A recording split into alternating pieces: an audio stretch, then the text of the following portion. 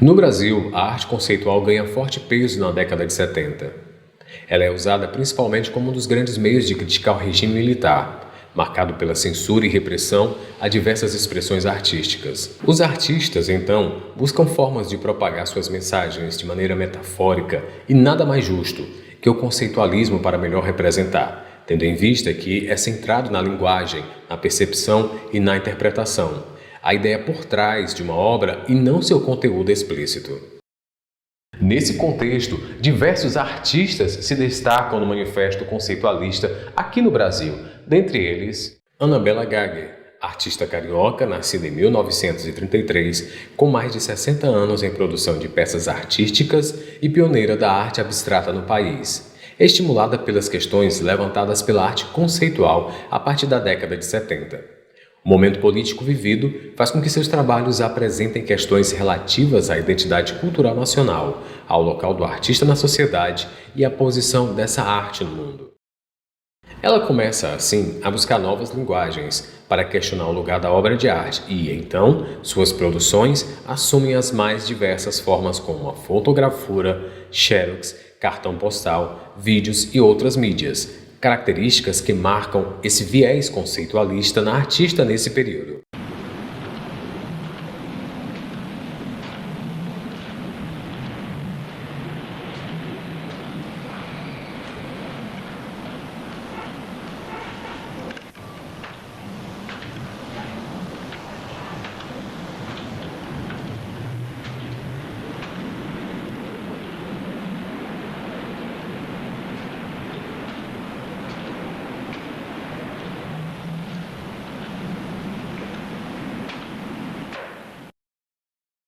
Brasil Nativo, Brasil Alienígena, 1977.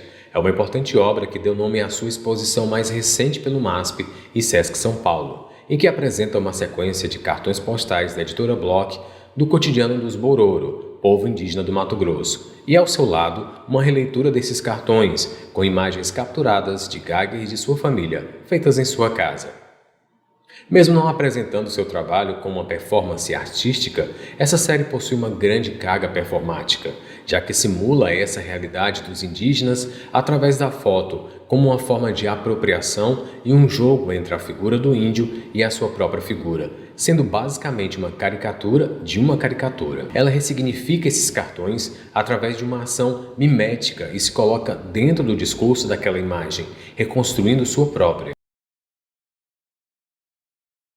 Um trabalho que fala sobre a história do Brasil, que fala de forma crítica do nosso passado colonial e também que atenta para a questão indígena nos anos 70, durante a ditadura militar.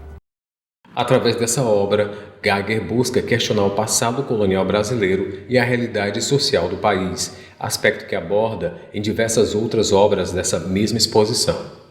A cultura brasileira é representada como resultado de tensões, continuidades e descontinuidades. É negada essa ideia de uma identidade brasileira única, imaginário muito marcado nas produções da época modernista no país e muito utilizado como principal viés no regime militar. O Brasil nativo, então, seria um dos índios, enquanto o alienígena de todos os outros povos e miscigenações ao longo do território. Não se pode olhar para trás com a intenção de encontrar uma imagem que possa unir e representar todo o povo brasileiro, nem como forma de buscar uma identidade nacional e nem de controlar a população, como faziam os militares. Dessa forma, Gagger articula muito bem política, autorrepresentação e ficção dentro de um contexto brasileiro dos anos 70, em que os povos indígenas sofriam com a violência das políticas de Estado no governo militar. Esse trabalho ele surgiu naquele momento de 70 e tanto, dentro de uma visão que eu, fazendo o meu trabalho, começo a ver como eu poderia falar de uma coisa injusta, de uma maneira um pouco mais ampla. E aí eu vi cartões de banca das Índias, ali dançando, e diz índias da tribo Bororo, não sei o quê, Mato Grosso, não sei.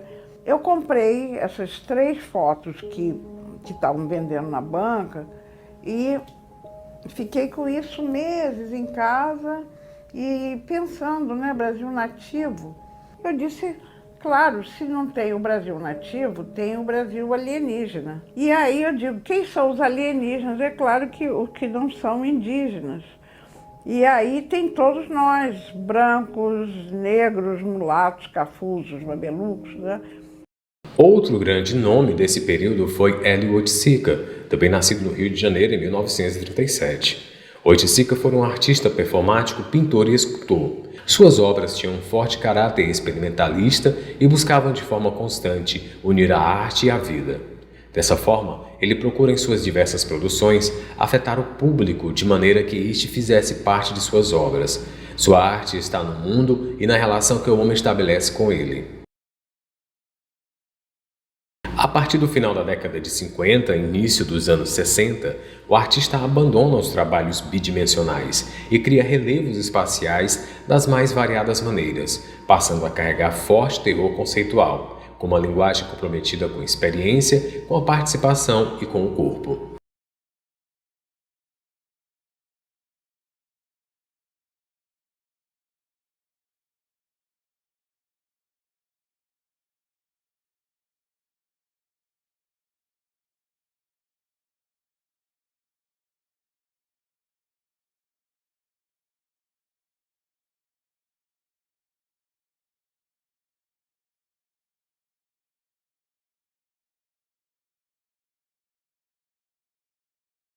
Em 1964, Oiticica frequenta a escola de samba Estação Primeira de Mangueira e, a partir dessa experiência, incorpora elementos corporais e sensoriais a seu trabalho por meio da dança, da coreografia, da música, do ritmo e do corpo. Assim começa a produzir os Parangolés em 1967, uma das obras mais conhecidas do artista que surgem dessa necessidade de uma livre expressão. Os parangolés consistem em estandartes, bandeiras, tendas, capas ou vestimentas muito fluidas feitas de tecido, plástico ou papel, às vezes com frases políticas e poéticas para serem usadas, experimentadas, vividas e dançadas pelo espectador participante que se torna parte dessa obra de arte. Elas fundem cor, dança, poesia e música, compondo uma manifestação cultural coletiva e ganhando vida através dessa autocriação. Só pelo movimento é que suas estruturas se revelam. O próprio artista define essa manifestação artística como anti-arte e como totalidade obra, onde o artista torna-se motivador da criação, que só se realiza com a participação do ator-espectador e onde a arte é expressa pelas mais diversas formas. O Hélio Oiticica pensava os parangolés como anti-obras de arte, porque ele não pensava nesse objeto para ser contemplado, para ser observado como uma obra de arte tradicional. Essa ideia de que o parangolé é utilizado, dançado e vivido pelo espectador quebra uma visão tradicional sobre as belas artes, sobre as artes tradicionais e traz uma inovação bastante particular que definiu de forma única a obra do Oiticica. O artista também utilizava muitas vezes frases poéticas ou frases que chamavam a atenção desse espectador para temas importantes do período que eles estavam sendo produzidos. O Oiticica começou a produzir os parangolés em 64 e produziu até o final de sua vida, ou seja, o Brasil estava passando por um período bastante duro da sua história, a ditadura militar, então os parangolés eles traziam para o espectador, para o participante que estava lidando com essa obra de arte, temas muito importantes para aquele momento. O artista, então, rompe com as noções de estilo e a coerência estética, chegando à sua descoberta do corpo. Ele desloca essa arte do âmbito intelectual e racional para a esfera da criação e da participação. Hélio Oiticica se torna um dos casos raros na arte brasileira, onde o artista elabora teorias, conceitua e pensa a própria obra, dignas de serem tidas como conceitualistas.